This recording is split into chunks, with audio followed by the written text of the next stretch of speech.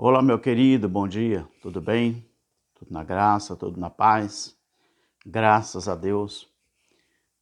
Tivemos uma boa noite, de sono, uma boa noite de descanso. Agora são 4 horas da manhã.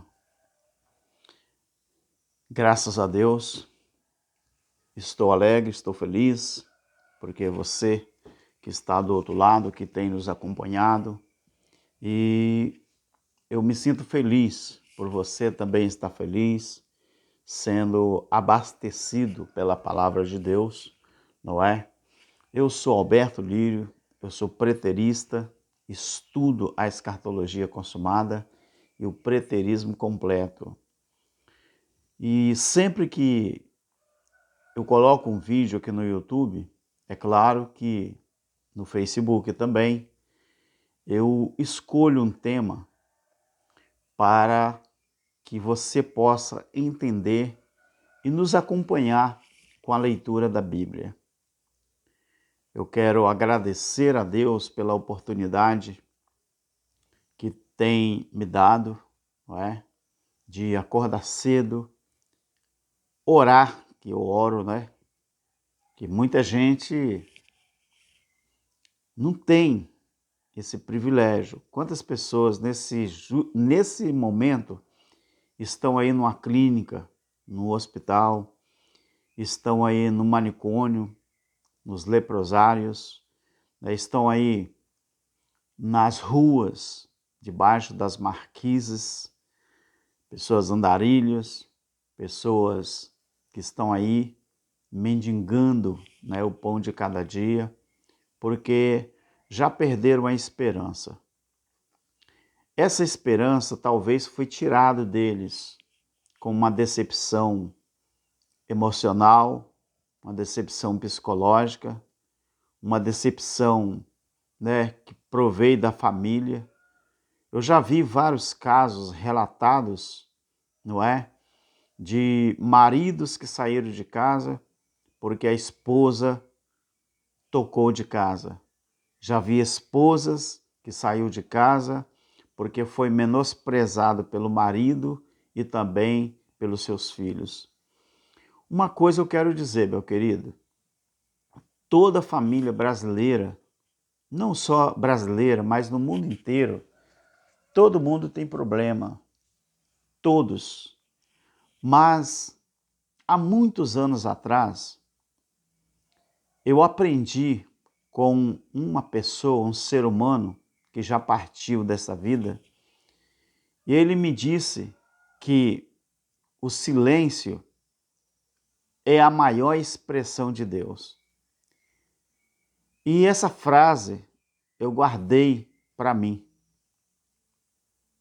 Sempre que eu sou afrontado no meu caráter, no meu moral, no meu psicológico, na minha vida emocional, eu lembro dessa frase. E às vezes eu fico em silêncio, esperando a salvação que vem do Senhor.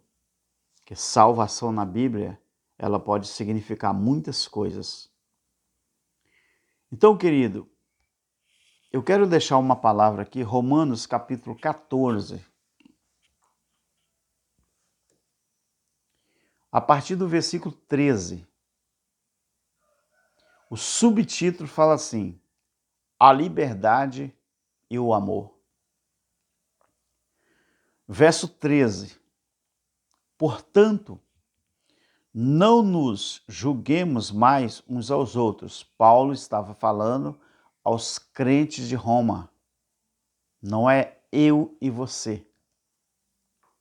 Portanto, não nos, ele se inclui aqui no texto, julguemos mais uns aos outros. Antes, seja o vosso propósito não pôr tropeço ou escândalo ao irmão. Eu sei e estou certo no Senhor Jesus que nenhuma coisa é de si mesmo imunda, mas se alguém a tem por imunda, então para esse é imunda. A consciência é de cada um. O que para muita gente não presta, para outros prestam. O que para muita gente é pedra de tropeço, para outros não é. O que você julga que seu irmão esteja fazendo errado, mas na cabeça dele não está errado. Então Paulo está tratando disso aqui. Se por causa da comida se contrista teu irmão, já não andas conforme o amor. Não faças perecer por causa da tua comida aquele por quem Cristo morreu. E isso, meu querido, é uma das coisas que mais tem acontecido na vida das pessoas. Tem muita gente que ele quer medir a vida dos outros com a régua dele. Quando você entra, por exemplo, numa religião ou numa instituição religiosa, lá dentro você é obrigado a obedecer às regras daquele lugar. Quantas pessoas que falam assim, eu não como isso e você também não deve comer. Eu não tomo banho de praia e você também não deve tomar. Eu não jogo futebol e você também não deve jogar, porque você entrou aqui nessa instituição e você é obrigado a cumprir essa regra. Paulo está dizendo, se por causa da comida se contrista teu irmão, já não anda conforme o amor. Ele disse assim, não faças perecer por causa da tua comida aquele por quem Cristo morreu. Meu querido, você sabe o que é redimir? Você sabe o que é remissão? Remissão é trazer de volta aquilo que você tinha perdido. Redimir é você obter outra vez aquilo que você perdeu. Então, como que eu vou julgar os outros por causa da minha vida? Porque aquilo que eu gosto ou deixo de gostar, ou aquilo que eu faço ou deixo de fazer, como que eu vou julgar o outro se ele gosta das mesmas coisas que eu ou não gosta? Tem pessoas que, infelizmente, julgam os outros até para condenação se não agir do jeito que ele age. Paulo continua dizendo, já não anda conforme o amor, não faça perecer por causa da tua comida aquele por quem Cristo morreu. Ou seja, parece que você não entendeu nada da cruz. Parece que você não entendeu que o sacrifício de Cristo na cruz do Calvário, ele ultrapassa limite, ele ultrapassa cor, raça, etnia, ele ultrapassa vontades, ele ultrapassa o seu raciocínio de gostar ou de não gostar, de amar ou não amar, de querer ou não querer. Meu querido, Cristo morreu não foi por causa do gosto que eu tenho pela comida. Cristo morreu não foi porque eu gosto de muita água ou de pouca água, não. Cristo morreu não foi só para quem usa vestido comprido, não. Cristo morreu não foi só para quem frequenta um templo bonito, não. Cristo morreu não foi por causa da religião. Cristo morreu por causa, primeiro, dos judeus.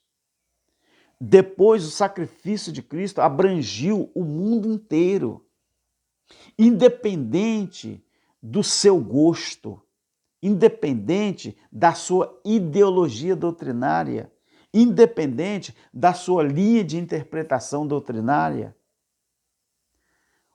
O sacrifício de Cristo não tem nada a ver com isso. Versículo 16. Não seja blasfemado o vosso bem, porque o reino de Deus é aqui que eu quero me ater mais tempo nesse vídeo. Porque o reino de Deus não é comida e nem bebida, mas o reino de Deus é o quê? Justiça, paz, alegria no Espírito Santo. Quantas vezes que você já foi ensinado que para você viver o reino de Deus, Jesus vai ter que arrebatar a igreja e levar para o céu? Quantas vezes que você já foi ensinado que para você viver o reino de Deus, você vai ter que sair daqui e ir para outro lugar? Quantas vezes que já foi ensinado para você que nós temos que esperar o reino de Deus acontecer, que vai acontecer no milênio? Mas aqui está falando o contrário. Que o reino de Deus, ele não é comida, ele não é bebida, mas o reino de Deus, ele é justiça, ele é alegria no Espírito Santo. Uma certa feita, um senhor muito humilde, ele precisava fazer uma viagem, atravessar um país em um navio. Ele era muito simples, muito humilde, mas ele tinha dinheiro para comprar a passagem. Quando ele comprou a passagem, na passagem que ele comprou, vinha incluído todos os benefícios que aquele navio oferecia. Comida, bebida, lazer e tudo. E ele comprou a passagem, mas ele não sabia, porque ele era muito humilde, ele não sabia ler. Mas a passagem dava o direito para ele desfrutar dos prazeres da comida, da bebida, daquele navio. E quando o navio saiu do porto, começou a andar. E toda vez que aquele navio chegava a hora do almoço, do lanche, do jantar, aquele moço, o barulho atraía ele e ele subia e ele ia lá ver o que estava acontecendo. E de longe ele ficava vendo tudo aquilo. E batia no pensamento dele que vontade que ele tinha de comer aquela comida, de beber aquela bebida, de se alegrar com os passageiros daquele navio. Mas ele não sabia que a sua passagem garantia aquele direito. E ele via aquilo tudo, e depois ele descia de novo, ia lá no seu aposento e ficava. Isso aconteceu várias vezes. Mas chegou um dia em que ele estava de longe, olhando aquela cena.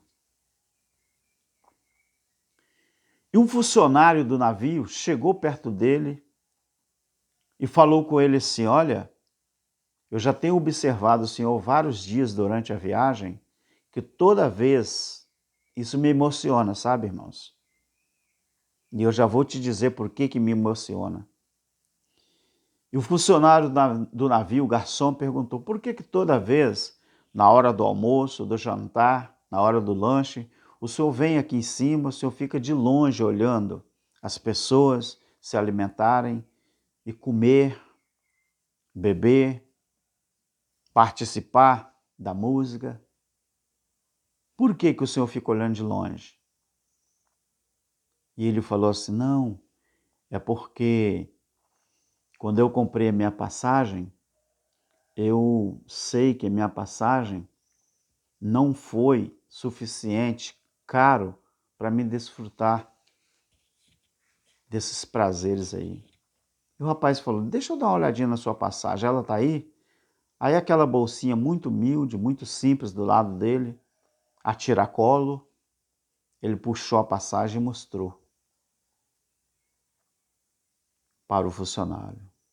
O funcionário olhou para a passagem, olhou para ele, olhou para a passagem, olhou para ele, falou assim com ele, moço, desde o dia que o senhor comprou essa passagem ela te dá o direito do senhor também se alimentar aqui, porque a sua passagem o senhor comprou com tudo pago, todos os direitos estão garantidos aqui.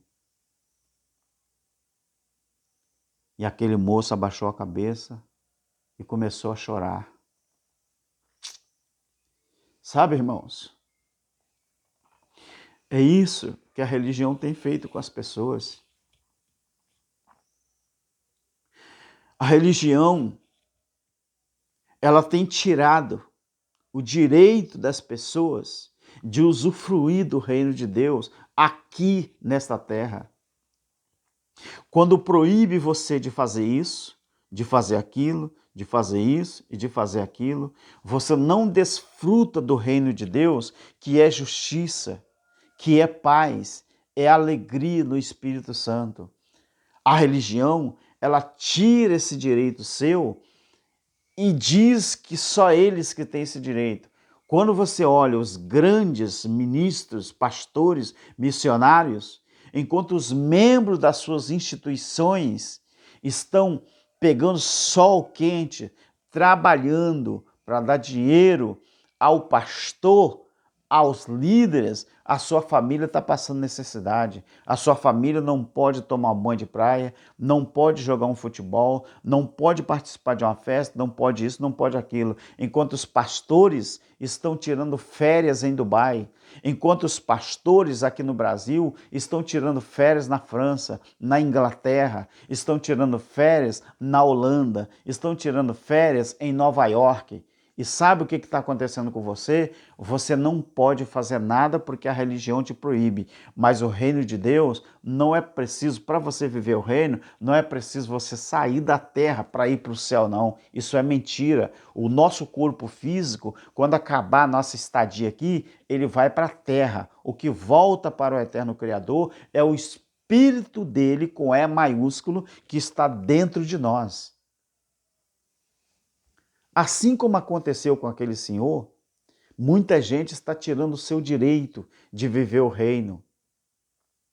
O reino de Deus, meu querido, é muito mais do que você pensa. Então aquele senhor, ele só começou a participar daquele banquete, daquelas comidas, quando já estava perto dele chegar no destino. Ou seja, no final da viagem. Será que não é isso que tem acontecido com a maioria dos crentes? Que no final da vida, aí as pessoas vão descobrir que a religião enganou ele a vida inteira? Pare para pensar, meu querido. Pare para pensar. O que os líderes falam com você que é libertinagem, que é pecado, que é isso e aquilo, quando você olha, você entende um pouquinho da língua portuguesa? Porque tem muito pastor que quer mandar na vida dos outros, mas ele não conhece nem um pouquinho da língua, nem da língua nativa dele. Você sabia que o verbo pecado não é um nome próprio? Pecado é um adjetivo. O que quer dizer, irmão Alberto, adjetivo? Adjetivo é tudo aquilo que você adjetiva a uma coisa ou um objeto. Pecado era a transgressão da lei. 1 João capítulo 3, versículo 4. Se pecado é um nome que foi dado à transgressão da lei, então pecado não é nome próprio, é adjetivo. Nome próprio é transgressão. Essa transgressão, ela recebeu o nome de pecado.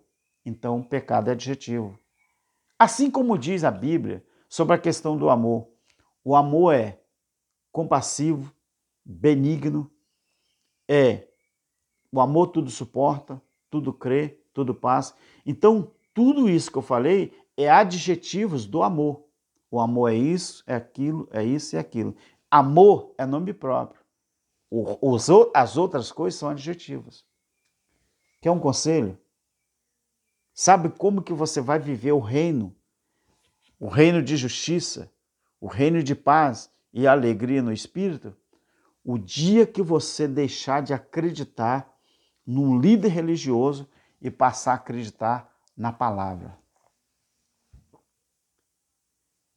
Pare e pense, meu querido. Tenha um bom dia, uma boa noite, uma boa semana quando você estiver vendo esse vídeo. Tanto aqui no YouTube como no Facebook. No Facebook, Alberto Lírio Preterista. No YouTube, canal Alberto Lírio, canal Evangelho Eterno, a verdade ocultada.